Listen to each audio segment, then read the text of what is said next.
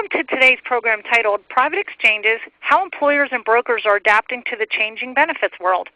At this time, all participants are in a listen-only mode.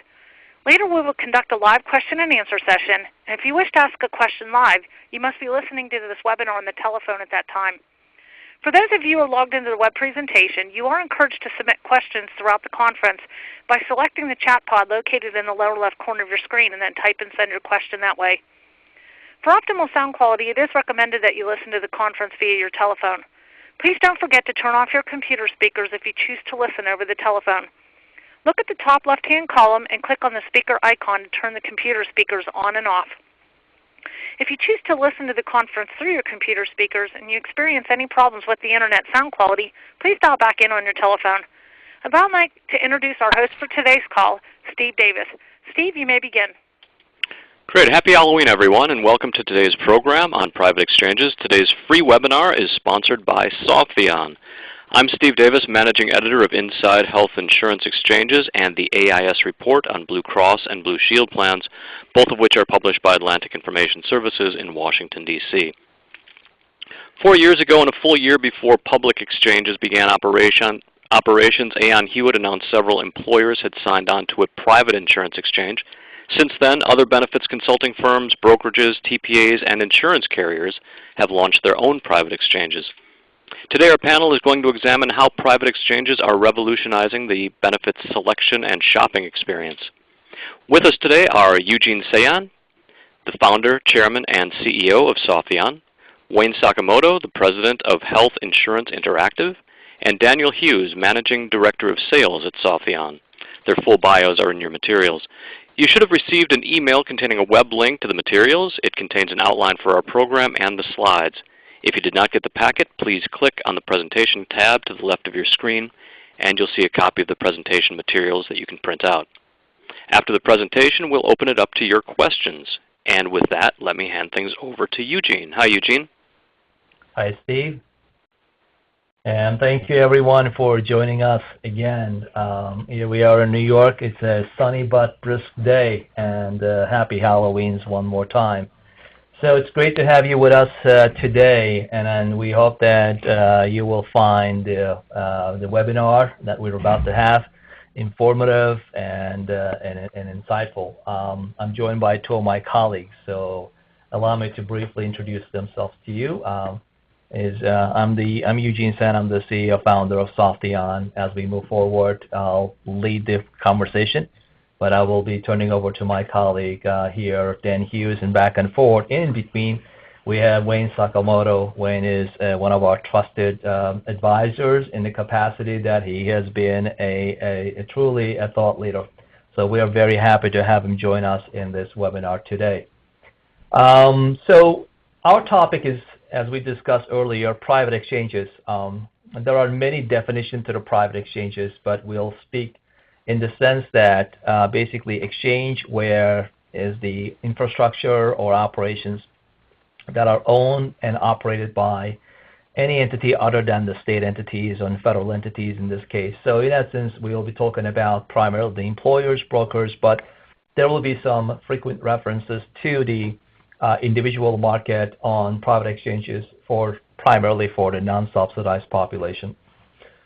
Before we proceed, a little bit about Softheon for those of you who have been following us on social media, on our website. We are a 16-plus years old company, and within the last 6-7 years or so, we have really pivoted ourselves and realigned with the advent of effective Romney-Care, which myself and my team were partly responsible of the critical part of that implementation. We are 100% U.S.-based and located right from the grounds of the Stony Brook University here in New York. And our core competency is technology, let it be on the data science component to it or computer science. Our focus on cloud computing, rule-based engines, and big data. With the advent of ACA within the last 3+ years, we have the privilege and honor of working with 60+ insurance carriers. With the latest roster of 170 or so carriers that are participating in ACA, in 2017. That roughly equates to about 30% of that supply, as we view ACA as a health insurance supply chain management. So we work very closely with our health plans in ensuring their success. And on the return side, we have exceeded over 2 million lives that we manage on a daily basis, not just initial enrollment, but also their ongoing recurring needs, all the way from invoicing, payment processing, and handling conditions like change in circumstances and compliance and reporting. For those of you who have the opportunity to come and visit us online, one thing that I will ask you to also make sure you subscribe to our newsletter. We curate a day's activities in ACA and exchanges in general, and we would love to be able to keep you updated on day's news, if you will. It is a free of service. We will love to be able to share the insights and experiences from some of your colleagues, industry experts, and along the way. And again, our systems are designed with great collaboration. We don't subscribe to a vendor-client relationship. We view our health plans as our partners. In fact, our business model is based on their success. Brief update to technology. Softheon platform, again, as I mentioned earlier, we sit kind of between the insurance carriers and the exchanges, in this case primarily the federal and state exchanges, and rapidly gaining interfacing to the private exchanges. In that capacity, we act as the remediation platform that is built on the cloud with critical components like EDI gateway processing, or enrollment underwriting, premium billing, presentment, and payment collection business, as well as the compliance, including the cost share reduction, which required us to implement a claims readjudication platform. By able to bring that complexity away from their core admin systems, our carriers are able to respond and react very quickly to the ever-changing ACA business rules. In this case, in simple terms, we act as the wholesaler. If you consider the ACA as a one step towards the consumerization or retailization of the healthcare, we act as a wholesaler, so our carrier only has to deal with us, and we then manage that relationship with different retail outlets, if you will. ACA, federal and state exchanges are being the primary one. And then we have, obviously, as a result of that effort, we build our best practices. If you think about it, pretty much every carrier, every broker, every agency is actually trying to implement the same exact processes that is being well-defined within the framework of the Affordable Care Act. So in that context, we have built, if you will, the roads and the bridges to these retailers. So for us, it's simply a matter of putting more cars, as we call it, on the road for the roads that are being built, rather than every organization is trying to create their own roads and making sure that it's able to meet the ever-changing, again, requirements. So one big benefit is, as a result of this effort, our typical implementation cycles now in days. It's no longer even weeks. In fact, I'm happy to report to you recently have onboarded a fairly large a Blue Cross organization in just about 90 days in 3 different states. And of course, we are looking to accomplish the same goals working with agencies and brokers of kind. So this is a kind of a little bit of a subway map, if you will, so you can see the concentration of the health plans on the right-hand side, but given the fact that they all have a different core system assets, and our ability to leverage, extend the life of those assets, and some of them, to be frank with you, are not designed to be built and operate in the consumer-oriented world, where the consumer expectations is kind of extension of their experience with Expedia, Travelocity, and Amazon, primarily as a real-time experiences. And unfortunately, these core assets that have been built over the years, these systems are batch-oriented, and clearly many of them lacks the technology element is needed to having that real-time consumer experience through the portals and mobiles and whatnot. by being the intermediary, we do provide that real-time experience for the consumers without overtaxing, overburdening your assets, let it be carriers, insurance carriers, or brokers or agencies. So we are able to build that Amazon store experience, if you will, on our infrastructure and enabling brokers, large group employees to be able to serve to their population, to their customers or employees by simply extending and leveraging the investments that we have built. I failed to mention, by the way, we run our own cloud. In fact, we don't leverage. Many has been going down the path of using Amazon's and a few others. In case of Softheon, we decided to make that infrastructure investments so that we are able to fulfill in fully compliant manner SOC 1, SOC 2s, and NACHO and PCI, so every possible known compliance. And of course, we did this with the 99.95 uptime availability, so that our customers and their customer, if you will, receive nearly 24/7, 365 experience. We hardly take our systems down for anything. On the left-hand side, you can see that series of exchanges we interact with. The blues are the federal and state exchanges, and you can see in the top left corner is the private exchanges. And we'll talk some about Wealthios, and Dan will go great into detail. Wealthios is one of those entities per Affordable Care Act deemed and designated as a web broker entity by the CMS itself. So in essence, we are authorized to compete with healthcare.gov. In our current state, our brokers, over 1,000 active brokers we had last year, and bear in mind, this was without any marketing, without any significant campaign and outreach, if you will. And we are expecting to enroll anywhere from 50 to 100,000 lives this year through our private exchange, Wealthios, which in essence able to insure populations to the subsidized plans to the interfaces.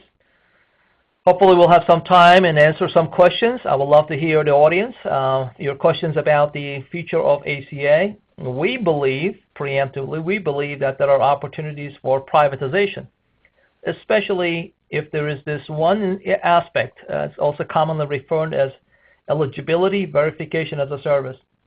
Should we able to authenticate the identity of a consumer and verify their citizenship and residency, along with their subsidy calculation, it's almost like an API that we will need as we use for credit card companies. A simple thumbs up, thumbs down about the John Doe's eligibility for ACA, and if so, their subsidies.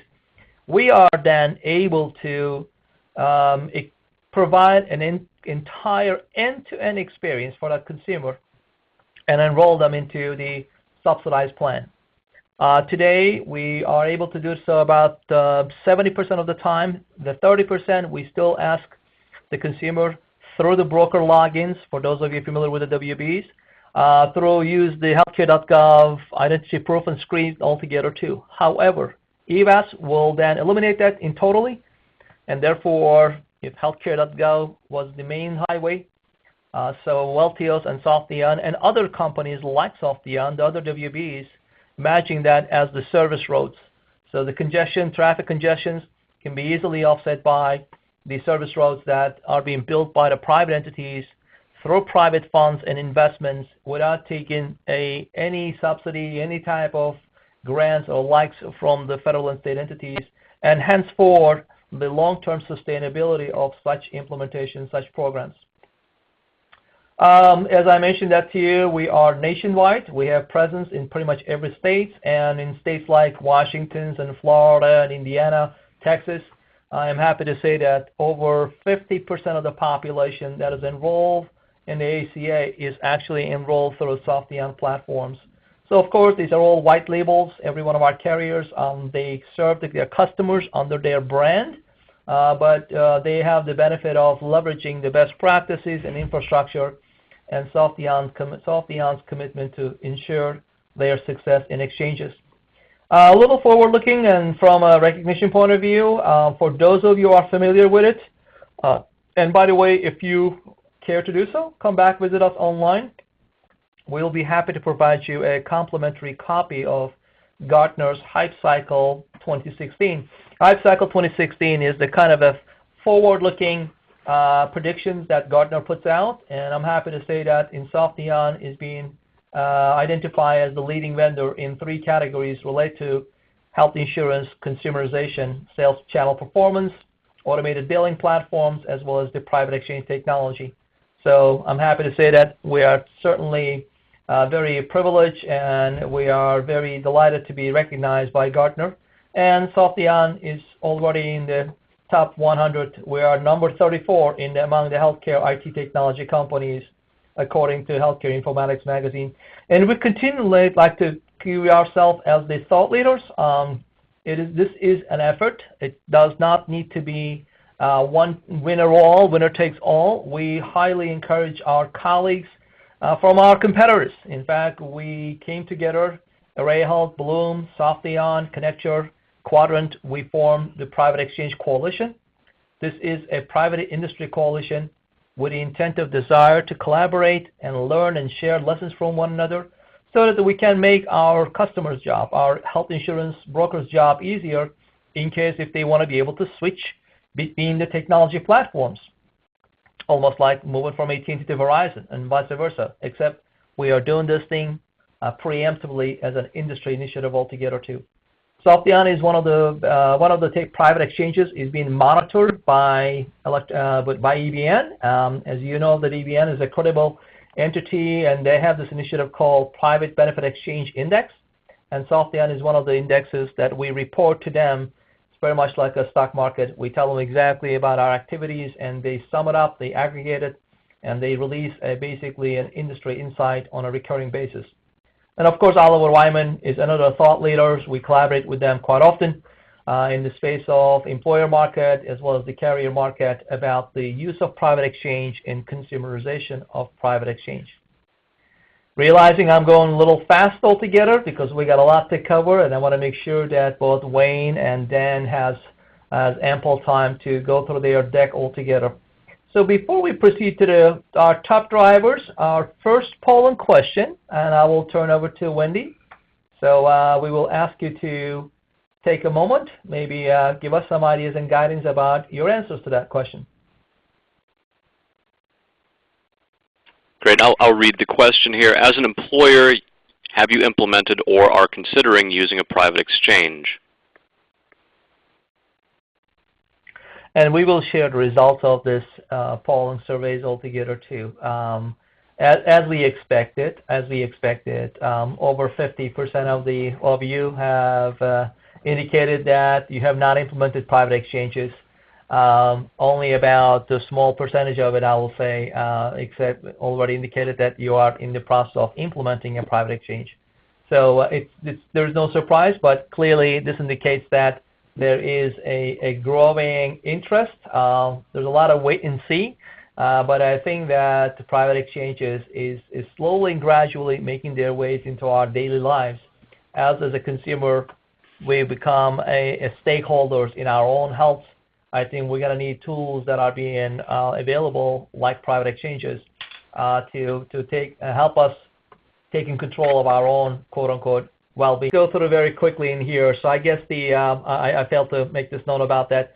So the employer agreements, as you can see, there is an overarching desire among the employers to offer various private exchange platforms to their audience altogether too. Administrative burdens. We're stating some few facts around the raising administrative costs, if you will, and then the population addressable market size for private exchanges is now has exceeded over 150 million, according to the Deloitte and a few other industry leaders altogether too. Let me know, Wayne, when you are ready to take over, and I guess the cost pressures. Yeah, I'll go ahead and just kind of talk just as an introduction to private exchange, and if you could continue to the next slide. I think you know which one, which slide that I'm starting out with, but nonetheless, I wanted to mention that obviously tomorrow is a kickoff for the annual open enrollment for individuals under 65. And the largest exchange in this country, as we know, is healthcare.org. And they provide a great service to many Americans where a state-based exchange does not exist. But really one of the first exchanges on the public side to actually been launched that's been around for a long time has been the Federal Employees Health Benefits for many of the employees that are working in Congress and in Washington, D.C. And it's been a valuable tool and something that a lot of industry leaders have been kind of watching. But if you can go to the next slide here, I wanted to, one more slide, if you can. Yes, Wayne. Before we proceed, let's talk a second polling question in here too. So let's have the second question prompted by Steve. Go ahead, please. Thanks, Eugene. Why is your organization considering a private exchange? Mitigating administrative burdens, increasing coverage choices, improving the consumer experience, or something else? Okay, well, this is an interesting outcome, but we'll share this with you as well too. Many of you said those are implementing it, increasing for consumer choice and then the consumer experience, obviously. But the majority of you looks like you haven't really fully put together and articulated what the benefits, and you are in the kind of a listening mode, if you will, too. So we'll proceed with the rest of the presentation, and I will turn over to you, Wayne, one more time. Oh, thank you very much. I think that is the slide I'm looking for. Really, private exchanges is a new concept, but one of the first private exchanges actually was dealing with the retiree market. The big three automotive companies actually were the first to offload a lot of their retirees, and as you know, that many of them were challenged with managing the retiree benefits for those that had retired, mainly those that are on Medicare. And also you saw the demise of a lot of the steel manufacturers that went under because of the retiree health plans. And then there's a company called Extend Health that actually did a really nice job in taking a lot of those retirees off the group health plan and created an employer defined contribution arrangement that moved a lot of these off as a liability for the company's group health plan. And I'll talk more about that in a little bit. So what this slide really shows are some examples of private exchanges. So again, we talked about how Extend Health, now Willis Towers Watson, had created their innovative private exchange for retirees. Obviously, we know that employers are prohibited for doing this for active employees, including part-time employees. However, there are private exchanges that will use vendors to facilitate individual coverage. A lot of that will be agents or agencies that are trying to accumulate clients in their backyard or marketplace.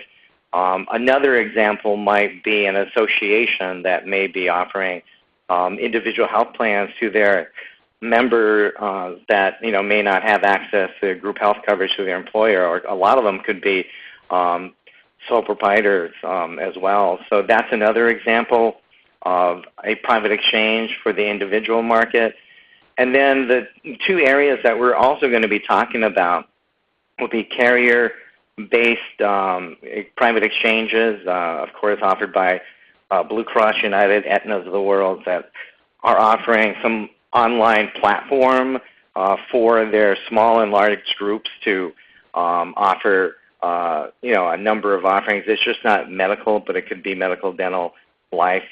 And then agency-sponsored group health plans are really the best type of, platform to offer a diversity of products and offerings.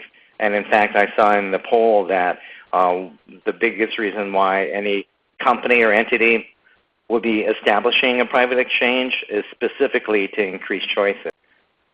So here we're talking about the individual health plans, allowing an agency or in some cases a carrier to generate sales of individual policies direct to consumers.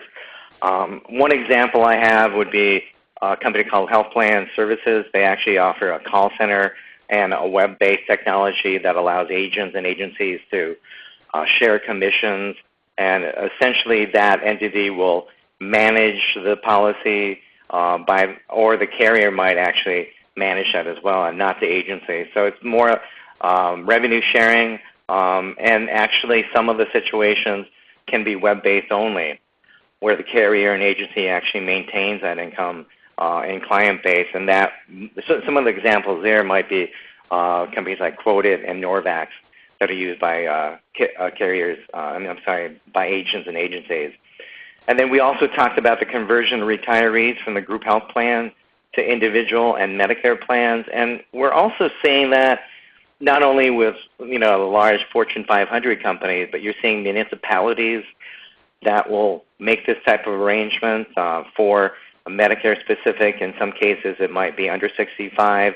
And of course retirees, again, creating a defined contribution arrangement for the retirees that they could either go out into the marketplace or create a private exchange specifically for that retiree.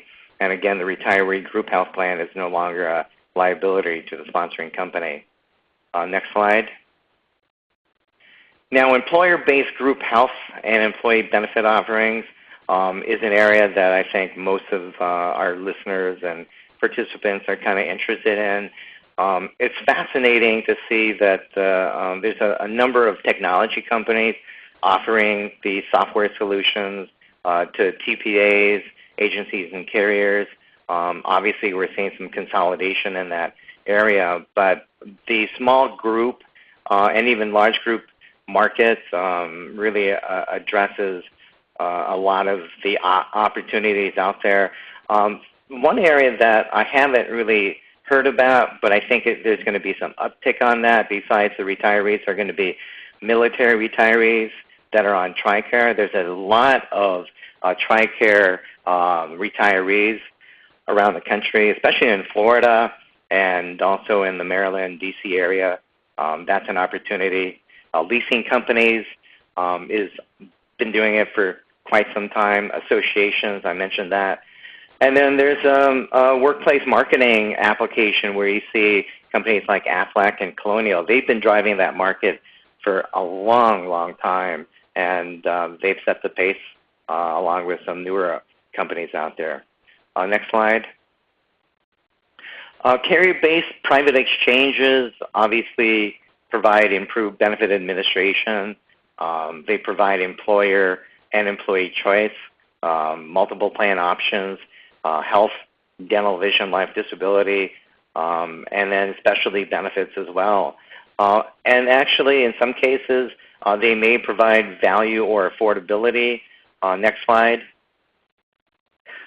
But in the first example about improved administration, that really is one of the reasons why carriers are offering these private exchanges, essentially to make it difficult for clients to move away from that carrier because they're offering a great service.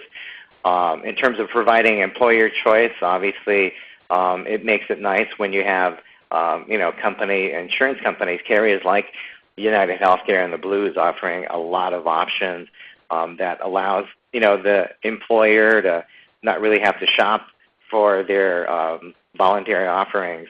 But of course, no exchange can validate value and affordability because the cost of health insurance is related to the cost of health care. But the administrative cost is a very small part of the overall premium. Next slide. So what is important with offering these carrier-based private exchanges? It's really important to make sure that your relationship with your client as the broker, partner, agent, consultant really remains the primary reason for that relationship with the client. And then also you've got to sell your value independence. You've got to strategically evaluate multiple plan offerings. And with that, I'm talking about multiple health plan offerings. There are some situations that you can offer 5 to 10 different plans, and it could be in some cases multiple carriers. In this case, since it's carrier-based, it's going to be single. In fact, Aetna many years ago was able to offer up to like 50 plans to one employer. And then funding approaches are based on the client's needs, which is really the employer. And then day to day, it's important that in offering these private exchanges that you do continue to provide support to your clients and their employees. And the basic premise of the promise to your client is really, again, the value proposition is really all about you, not always the technology that you're recommending to your client. So in most cases, the solution to your client should be transparent, productive, and useful. Next slide. Thank you. So what do employers want with their private exchange? Some of them are asking for obviously more choice and options, like many of you did, complying with the ACA, HIPAA, DOL, and so on and so forth. Supporting defined contribution approach, engaging employees in making better health care and health insurance decision making, address employee questions and problems in a timely fashion, controlling and understanding healthcare costs. Wellness strategies are getting really popular, and the hot one is telemedicine. Can also be implemented in an agency-based private exchange. Because keep in mind that when an agency is setting up their own private exchange, they're actually more robust and actually having that innovation and creativity to offer a lot more options. Another thing that's actually happening is multiple plan options, but creating a base plan offering with a minimum value plan. So therefore, in large employers that have to have that employer mandate, they could offer the base plan to everyone and then allow each employee to make the decision to buy up to a better plan. Funding, self-funded options are very popular as well. And then cost-saving provider networks and pharmacy benefit managers are very relevant in cost-containing the health plans that you're offering to your employers. And then finally, some things that we're beginning to see in the agency-based private exchanges is integrating payroll, managing sick time, PTO.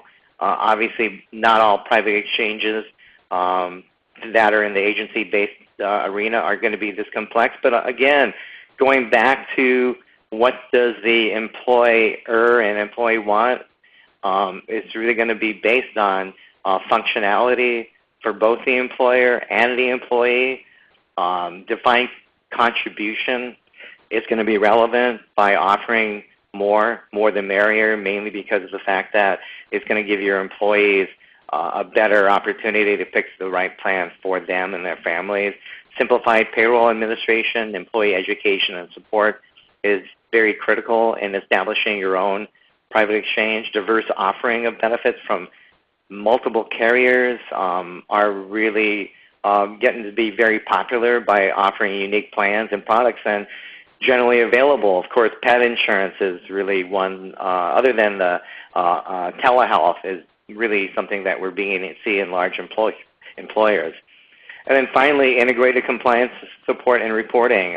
It's really nice to be able to work with a vendor that does provide that support, especially since the employer is going to be looking for that. And since everything's all onboarded, that information should be available on a regular basis and live anytime.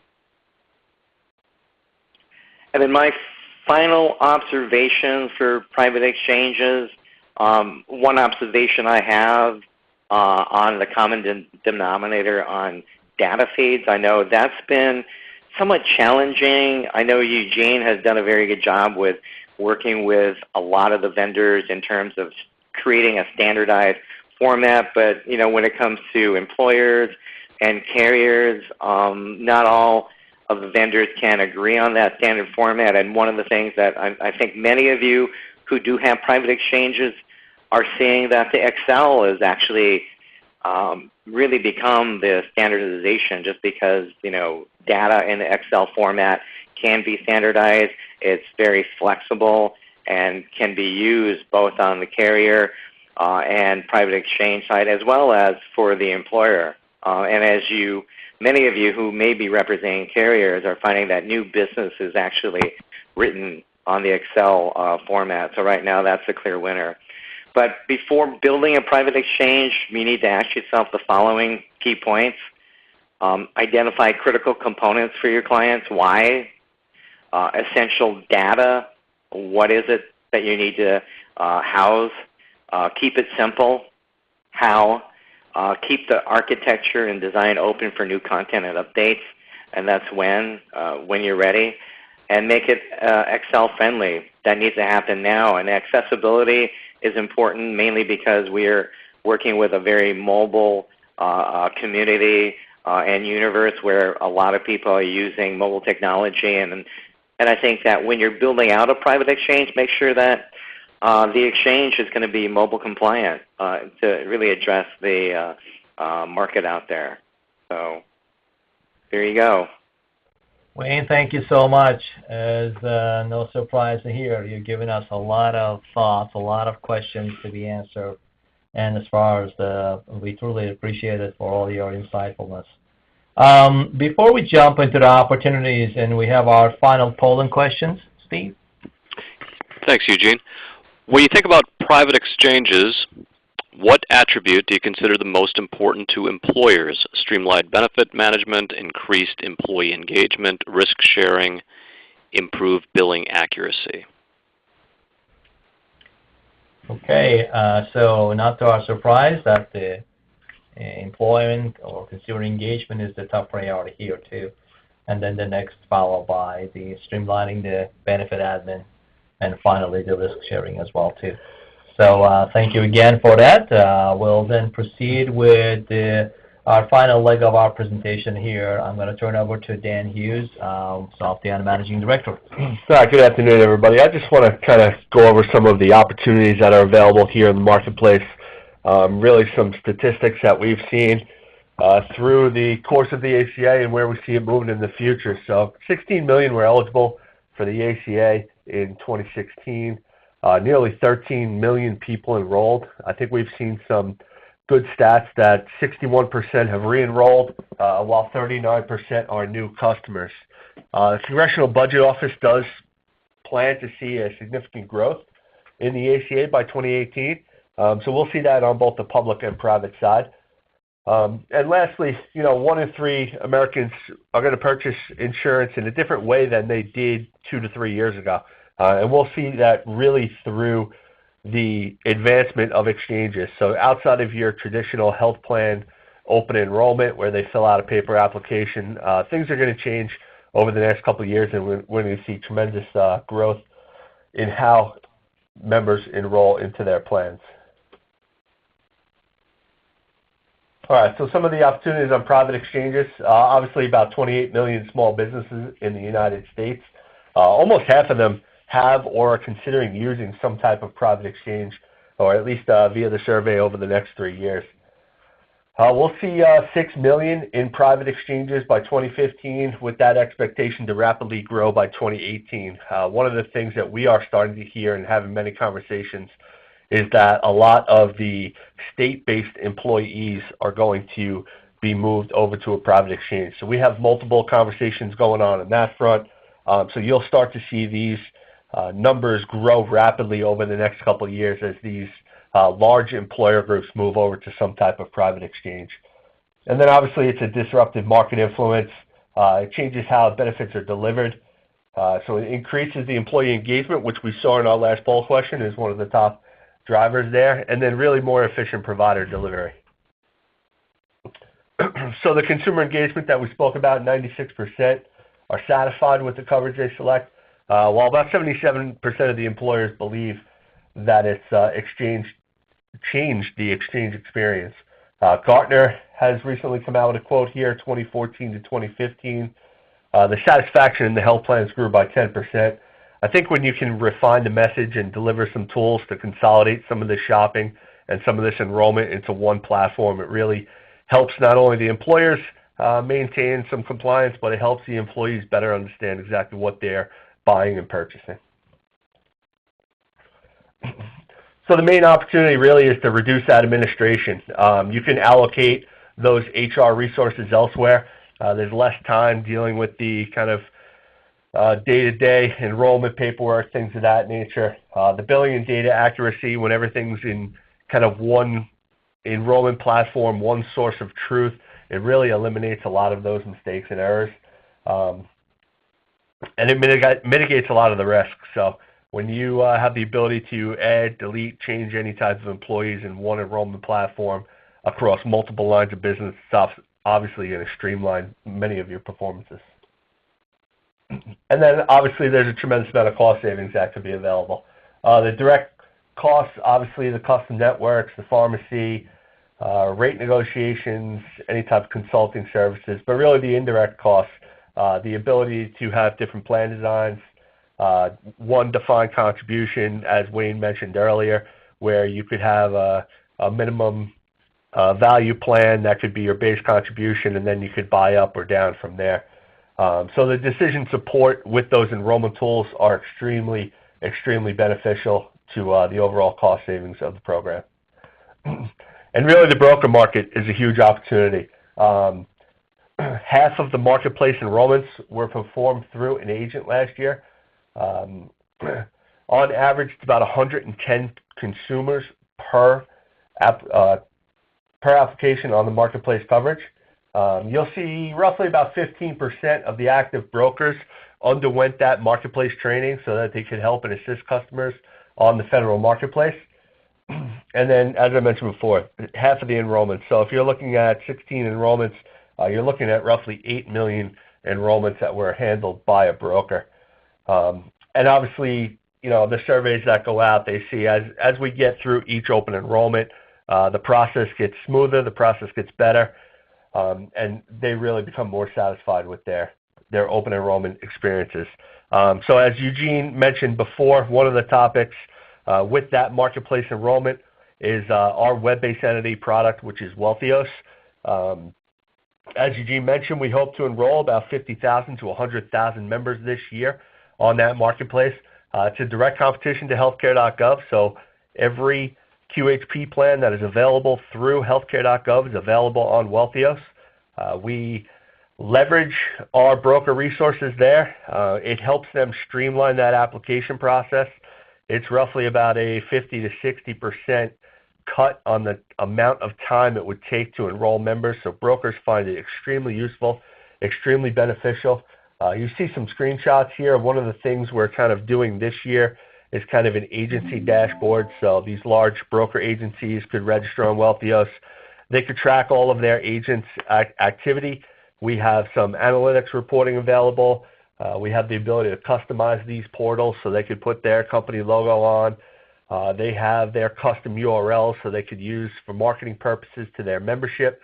All of the brokers that are registered there will get tied to those applications. So we're really trying to build out this Wealthios platform from year 1 to year 2. And it's really going to lead us into the next phase, which is going to be that off-exchange enrollment and then the small group private exchange. So over the next, I'll say 6 to 12 months, you're really going to see this platform become much more broader with all of the highlights that you've heard earlier today in this presentation, and you're going to see tremendous growth on this platform. But we're very excited about the product. We are happy to once again roll out all these health plans for 2017 and hope that all of the brokers take full advantage of our platform. So with that, I think I will turn it back over to Steve. Great, thanks very much. And we've got some time for some Q&A. Wendy, can you explain how to ask a question? I sure can. Ladies and gentlemen, at this time we'll conduct a question and answer session. To ask a question via the web presentation, please select the chat pod located in the lower left corner of your screen and then type and send your question that way.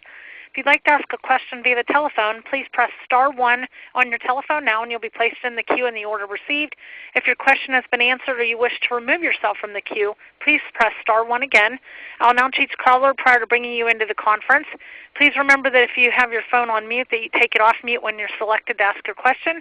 So once again, to ask a question via the web presentation, please select the chat pod located in the lower left corner of your screen and then type and send your question that way. And Steve, we're ready to begin.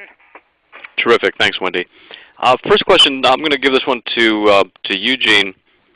Somebody asked, does your platform measure patient risk?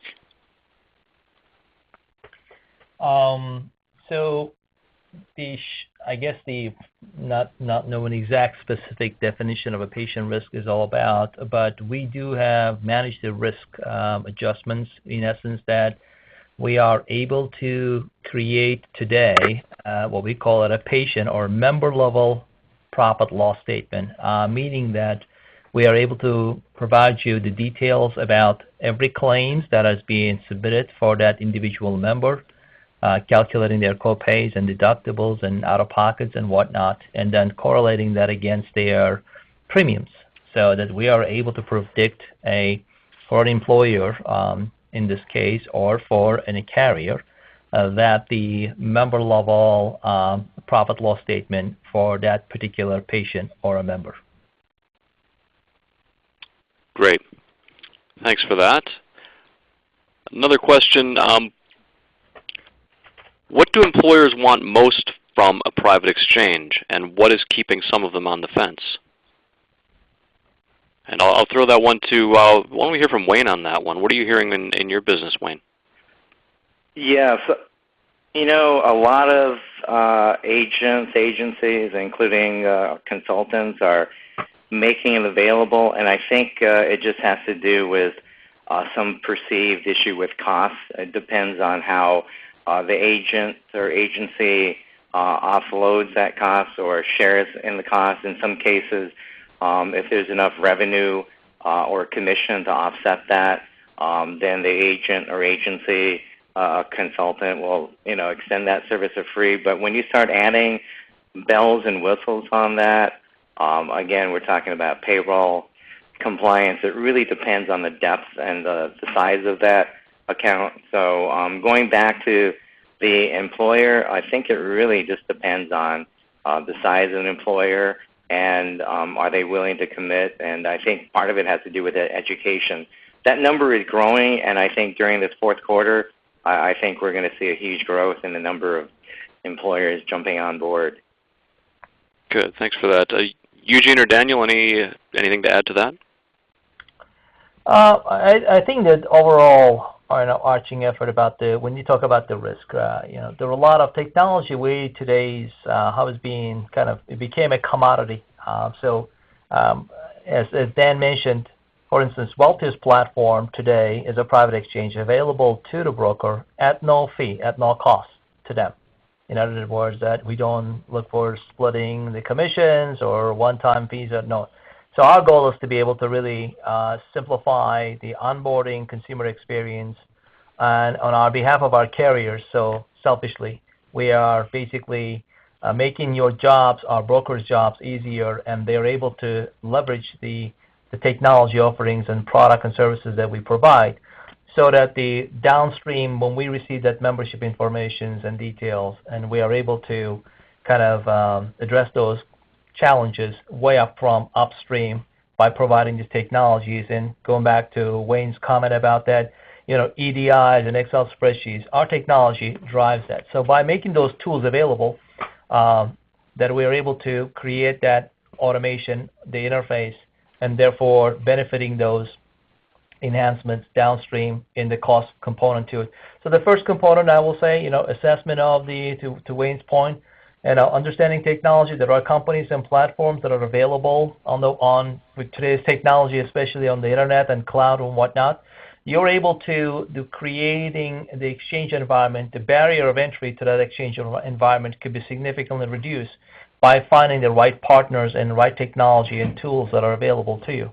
And in that context, you can then truly focus on that, quote unquote, the consumer behavior, if you will, about making them a quote unquote stakeholder in their own lives, so that you're able to bend the cost of healthcare in the same context we talked about the P&Ls. So our goal is to be able to provide the technology that helps the organizations and individual take control of their health well-being. Thanks, Eugene. Let's move to the next question. Maybe Daniel, you can start with this one. How do private exchanges support consumerization or the retailization of healthcare? Sure. So obviously, they're going to support the retailization by offering more product lines. So we can offer not only medical, dental, vision, life, a lot of the ancillary offerings can be put onto one platform. But really one of the benefits, and especially in the Wealthios platform, is that we are, in essence, the wholesaler. So you can come to our site regardless of whichever marketplace state you live in, and you can shop for any of those plans. So the robust plan capabilities make that retailization, real and very easy for any broker to access. So if they happen to be speaking to a member in Georgia or a member in Florida or Texas, wherever it might be, they have all of those plan designs at one fingertip, in one place under their fingertips. So I would say that the ability for us to drive multiple carriers in one enrollment platform really helps the retailization for any broker or employer group. Great. Thank you. Anything to add, Eugene or Wayne? No, I think that just Dan touched upon this thing. So again, we urge the audience, for those of you that you're looking to kind of build your own private exchange platforms, our contact numbers and on your screens right now. Reach out to us, and we'll be more than happy to provide some guidance and support to you about extending and leveraging the Wealthios or other environments that we have built in the spirit of really making your jobs easier and creating a win-win-win situation. So we would love to be able to be a partner in the same context. So going back to again, there are tools and technologies that are available at your disposal and becoming more and more readily available. Well, speaking of tools, somebody asked what kind of decision support is available today, and what do you see coming in the next 6 months? So we are constantly evaluating and looking for ways to improve. But one of the things that was brought upon the early days of healthcare.gov, that how complicated was the shopping component. For that reason alone, if you visit Wealthios, all you really need is about 3 pieces of information. So you can actually, in one screen, one click, you can do all your price and plan shopping and comparisons. So our approach to shopping and buying healthcare, being the exchange's primary driver of the exchanges, is the price and competitiveness. So we purposely made a decision to keep our shopping experience, decision support to a minimum by just giving that direct access to those plans and the likes of it. We also believe that there is a population, especially in the employer market, perhaps, if you wanted to be able to provide a better service, better risk assessment questions. So today we are able to provide that information, and we do that for some of our health plans and some of our carriers in general.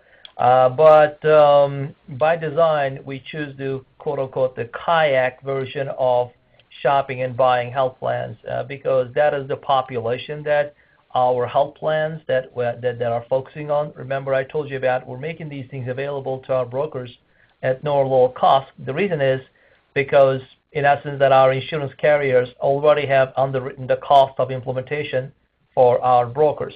So our current model, but we also subscribe to what we know as a minimum viable product. We are definitely evaluating more complex decision tools around basically different kinds. And we're also looking to partner with other companies that are really focusing on creating some unique, big data-driven, seamless interfaces with decision support tools. So we are agnostic, but currently we are focusing on the price competitiveness end of the market, and for that reason alone, our shopping screens are extremely streamlined and very, very fast and responsive. Steve, I was going to interject by really promoting the role of the agent and broker, mainly because of the fact that with that question in mind, I think that question is probably addressing trying to make a difference between the different metallic levels as well as the different network offerings. Obviously, there's so many different types of network offerings. You got the PPO, the HMO, and the EPO, POS. So obviously, I think an agent and broker does a really good job explaining the differences depending on the need of that individual. Myself here in Florida, I have a lot of clients that are snowbirds. So they're going to be looking for more of an open network, access to providers all over the country. But those that are just year-rounders in Florida, they might be willing to take a look at a lower cost HMO or EPO, if that makes sense. And then on the exchange, for those that are eligible for subsidies, obviously it's going to be important to help out those that may qualify for some cost-sharing benefits under the Silver Plan. So I think that question was relevant because sometimes it's hard to articulate that through an online buying process, but having an agent and broker I think helps out. But I don't know if Eugene, if you address some of those articulations with different plans.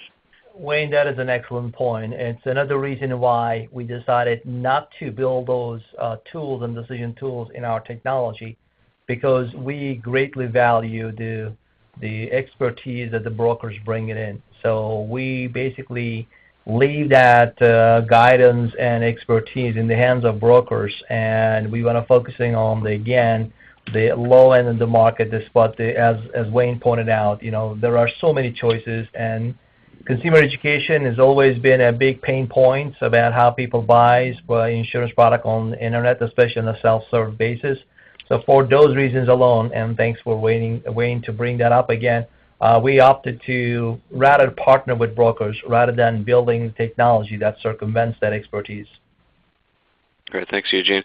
We've got time for maybe one more question. Somebody asked, in addition to health insurance, what other products, such as ancillary products, can be private exchange supported? And Wayne, you mentioned pet insurance and a couple other things. What sorts of trends are you seeing in the private exchange space as far as ancillary products?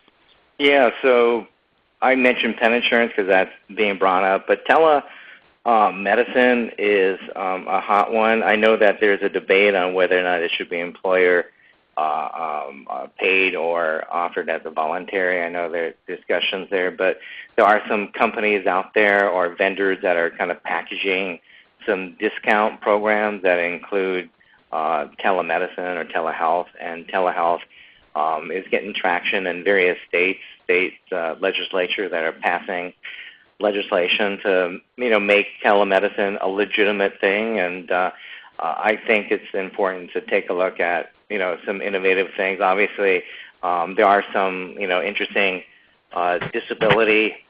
short-term disability plans that are guarantee issued. I think that's another thing out there. But I don't know. I think there's a number of other ones out there, but those are the ones that first come to my mind.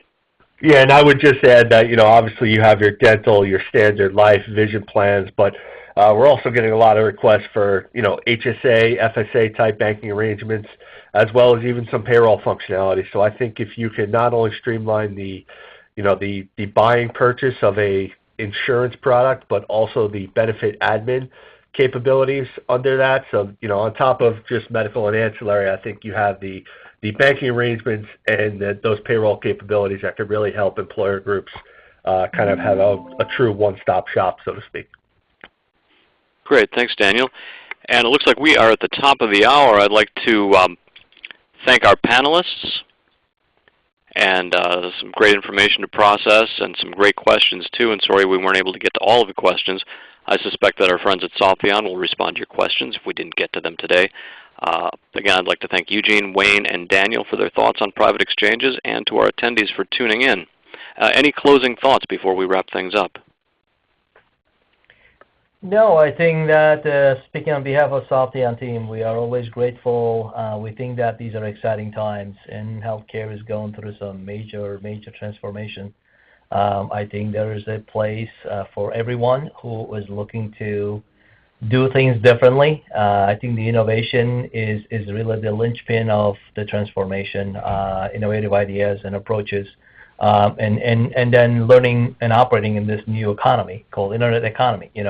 We are seeing companies like Google's and Facebook's are making billions of dollars in revenues by pennies and here and there. So I think that we urge the audience to really challenge themselves and challenge us how we can be a partner in this way, that we are able to create a successful, sustaining, basically, business while providing services that are very much needed by the nation in general. I think that's the like-minded people coming together. We are always very grateful, especially for AIS and your audience. We're delighted to be in front of you every so and so. But please reach out to us if you have ideas about, putting other commercial product on Wealthios, ancillary product on Wealthios. Myself, Wayne, and Dan will be very eager to get on the phone and have your voice heard about us. And if there's any way that we can provide assistance and guidance, please don't hesitate to reach out. So we thank you for your time, and as always, we're delighted to be having the time to talk to you. Great. Thanks, Eugene. Thanks, everybody else. Happy Halloween. Have a nice afternoon, and goodbye. Thank you. Thank you.